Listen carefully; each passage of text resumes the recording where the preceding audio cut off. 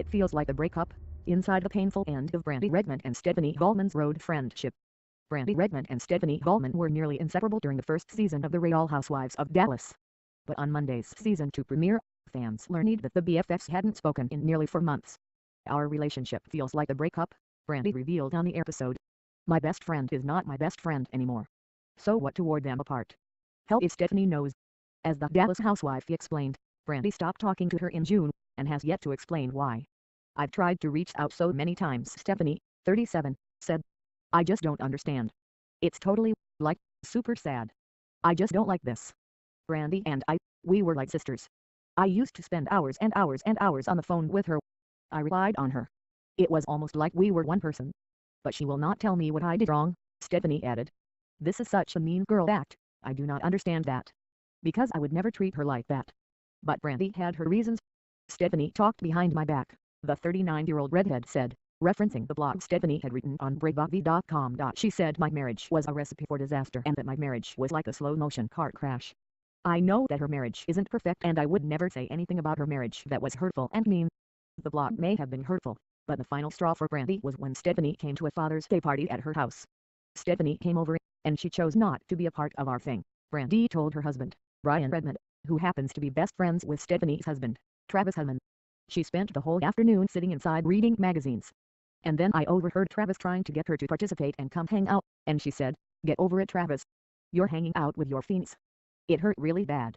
It feel like she was too good for us.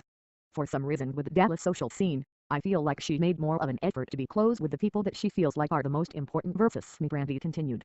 "I get very emotional thinking about it. And I feel like she kind of hides to keep up the image that she has a perfect fairy tale life."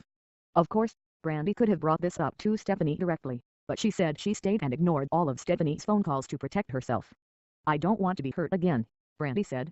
"I had to put up the wall and then become numb to the emotions I was processing. At this point, I'm moving on. It turns out, putting that wall up did have its advantages for both of them. Mostly, it helped each grow closer to their husbands. Brian and I went through hell last year," Brandi said of her marriage problems that were documented on RHOD's first season. "He was so focused on his career, it felt like the girls and I didn't matter. Through Stephanie and I not speaking, I really started to depend on Brian more. And I really do believe it made Brian and I much stronger. The same could be said for Stephanie and Travis. I feel like I spent so much time focused on Brandi for a year whenever she was going through stuff, that Travis was feeling neglected.